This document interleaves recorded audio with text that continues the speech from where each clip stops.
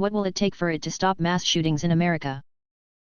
When stopping mass shootings can be monetized? Nothing that anyone is actually willing to do, obviously. Was there another shooting in America on top of the Buffalo one? Is that why there are suddenly all these AskReddit questions? A complete culture change. I want to know how an 18-year-old gets in the frame of mind where he wants to shoot up an elementary school. Also want to know how he got in. I can't get in my kid's school without at least getting buzzed in. Edit, I see in the news this morning he shot his way in. Jesus. I grew up in South Africa and went to some pretty crap schools filled with some of the dregs of society. We had underpaid teachers who didn't really care, etc. I was skateboard kid who was seen as a freak due to skating and liking metal and other music. I took my fair share of beatings from the bullies at school and outside of school, but I never ever had a desire to walk into school and murder the bullies or teachers or anyone else for that matter. I think the problem in America is much bigger than a weird kid going mad. It's got to be societal for anyone to harbor that much hate for life. Just my honest opinion and from my perspective. They used to hand out free personal-sized pizza coupons for reading books when I was in elementary school. Maybe we can do something like that? First and foremost, stop treating it like a soap opera. The news channels detail and go over so much on these shootings it isn't reporting, it's entertainment. It's become so mainstream that at this point I just shrug and go, oh, another one. Whatever. I'll hear about it for another few months, then some other kid will glorify it, cause TV and do it himself because he needs the attention, and monkey see monkey do. It's obvious how to get that attention from as many people as possible all at once. The problem is much deeper than this and takes people more qualified than I to solve, but this is where it starts. Edit, I'd like to clarify that my stance isn't some total media censorship on the matter. Simply that the focus has to stop being 99% on the shooter and thus further inspiring more violence. This will sound horrific, but photos of the crime scene. Yes, of the dead children. Vietnam's trajectory was heavily influenced by the press being able to capture the atrocities committed/experienced by our own. Think about the most famous photos, we all know the ones. I'm thinking of the gun to the man's head in the street as I type. Or the teenage girl screaming over her dead friend at Kent State. Compare that to what photos we have of Iraq. Very little. And how does this difference in documentation affect the American psyche? We see one war, documented well, with few secrets.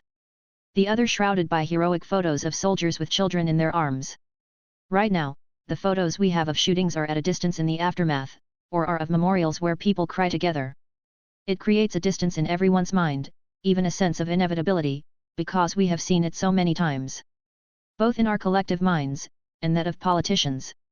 We can ignore dead children because we have never had to see them actually lying dead, covered in blood, perhaps eyes open and staring at nothing. It's horrific for me to even type the reality of what it might look like. But yet we openly wax philosophically online about the horrors that the families experience in the aftermath, not about a 5-year-old, covered in blood, with a bullet in their chest. Why? It's too horrific to even say, right? And it will keep happening until we actually have to literally look at it.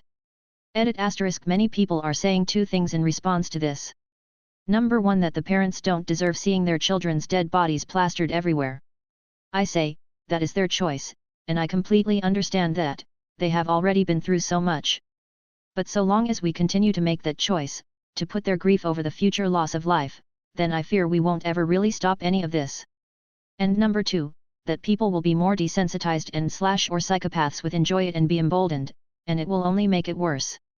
To that I implore you, have as much faith in your brother as you do in yourself.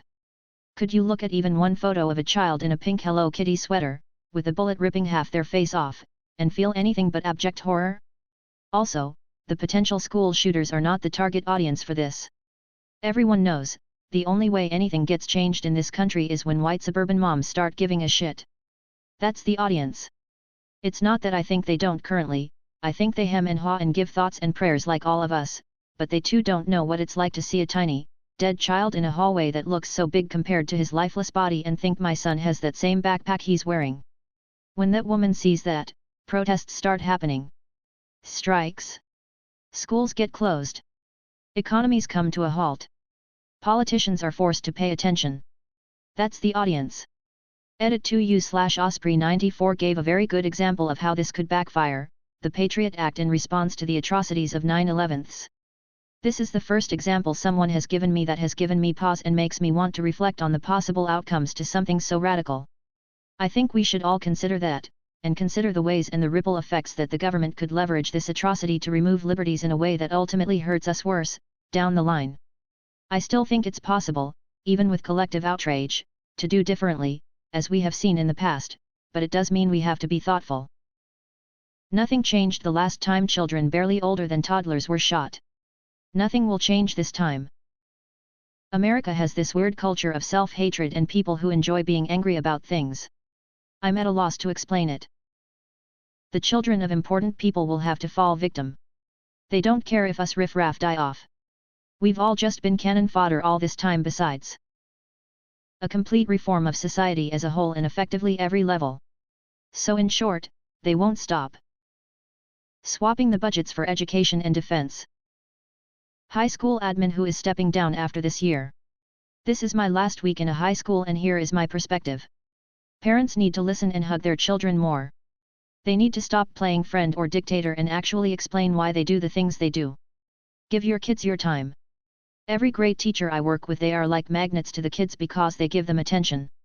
In that this year alone I dealt with a bomb threat and had the kid I would label as our most probable school shooter tell me most people think that if they are nice to me, I don't know, that if I became a shooter, I wouldn't shoot them, but I still think I would. Shrugs. Today, I had to fill out a CPS report because a mom came to the school and started hitting her 14Y/0 daughter in the face, so, here's the deal, and I don't care if one person reads this or 10,000. Give your kids a hug. Give your neighbor's kid a hug, tell them, it's okay to be angry, we all get angry. We all get sad. However, it's how we deal with it that separates us from animals. Last, remind them no matter what. No matter the time of day or night. If they need you, like really need you, that you will be there for them and mean it and stop taking your anger out on kids. Mr. B. What is the most interesting statistic you know? That belly button bacteria study was wild. 60 belly buttons sampled. 2,368 different species of bacteria found. The study indicated that 1,458 of them may be new to science. One had a rare bacteria found in Japanese soil and they had never been to Japan. 2 had rare bacteria that thrived on ice caps and thermal vents. Not a single bacteria was common to all buttons. Wow! My first time passed 20 upvotes. Here is a link to the study. You have to go to the Results and Discussion tab. 2/3 of the Australian population will develop skin cancer at some point of their lives. Even in the 2022 Kentucky Derby, 19-20 seconds entered horses can trace lineage to Secretariat. We collectively receive about 2.4 billion robocalls per month. When tested by another agency, TSA failed to detect weapons, bombs, and other destructive materials 95% of the time. Gary Newman is 13 days older than Gary Oldman. The risk of a heart attack is about 20% greater on Mondays for adult men, and 15% greater for adult women.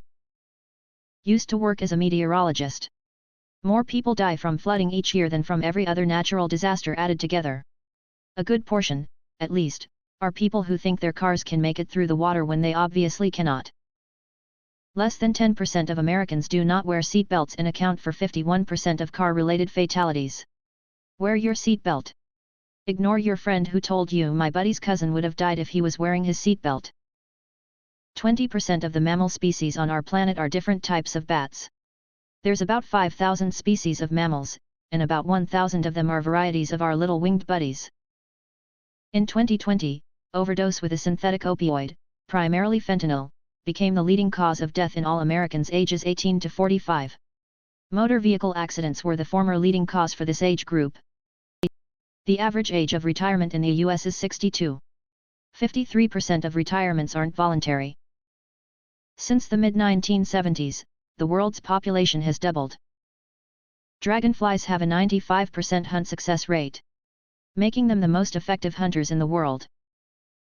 Innocent people will admit to a crime they never committed 43% of the time. How did you find out someone had a crush on you? Was leaving school one day and my small group of friends were hugging and saying bye when this girl that I was into but didn't know if she was into me raised her arms up and says, "What about me?" It was the best hug I've ever had. That was in 2005, we've been together ever since. Had a girl keep banging my leg under the table at a Yonge St. Swiss chalet in the fall of '91. I just thought our group was too tight together and she needed space. Turns out I'm just a clueless idiot. We've been together since April of '92, so luckily she was persistent. I was due in a couple weeks to move halfway across the country for my job, so I was hanging out with a local friend to say goodbye. That night I admitted I would have asked her out if I wasn't moving so far away. There was a moment of silence and she responded with, "Yeah, I probably would have said yes, you're quite the catch." Later that night we're lying on her bed watching anime. She gets up to use the bathroom, so I stretch my arms out. She comes back, sees me stretched out, says ooh an arm, and cuddles right up to me. "We're dating now, smiley face. I once had a girl introduce me to her friend like this is Tim. I have a huge crush on him, but he hasn't figured it out yet. I guess she'd gotten tired of waiting for me to figure it out, lol. She made a playlist called Songs I Want Him to Rail Me To and shared it with only me. When they broke things off with their fiancé because they had feelings for me, I was horrified. When I was about 10, this girl in my class had a crush on me. She made it obvious, but I wasn't interested at the time. After school we never saw each other for a few years, then at 18 she apparently still had a crush on me. We've been married 18 years now. Edit, thanks for the awards. I opened my high school yearbook from my sophomore year and found a message from a friend that we should hang out together and included her phone number. I only found it 18 years later and I feel horrible that I didn't see it because it probably made me look like an ass and hurt her feelings. I was good friends with my crush. One night while texting he says, "We aren't just friends, right?" And that was the first time I realized even he has a thing for me and I wasn't just imagining the sparks between us. He was my first boyfriend. I don't think I'd have a relationship as healthy as that one. The day after she went back to France, after being here for 8 months, my coworker was like, "Well, now that she is gone, I can tell you she had a massive crush on you." Still devastated to this day I never picked up on it. She came into my cabin at camp, wasn't allowed to have gals in the cabin, and jumped into bed with me. Edit, I also had a crush on her. We ended up dating for 3 years. They waited until they no longer had a crush on me and then told me that they used to have a crush on me. A girl from one of my courses asked me if I wanted to bake cookies with her. I, a professional dumbass, was like, sure, I like cookies. A friend informed me that I had just agreed to a date. It was okay. The cookies were pretty good. She offered to carry my jacket to the next class when I had to stop at the bathroom. Went to the next class and it was placed on the chair next to her and her best friend said, "Your boyfriend is here." I was young and shy. Did nothing. Regretted it. She was amazing. I was honestly just happy being her friend. Usually they tell me like 20 years later, which helped teenage me immensely. Edit, fuck me, this comment blew up. Anyway, a hearty thank you all of you who said that they too have crushes me, and a side eye, weirded out but still a bit flattered look to all of you who are willing to fight for me. Not just normal fights either, to the death fights. The best kind.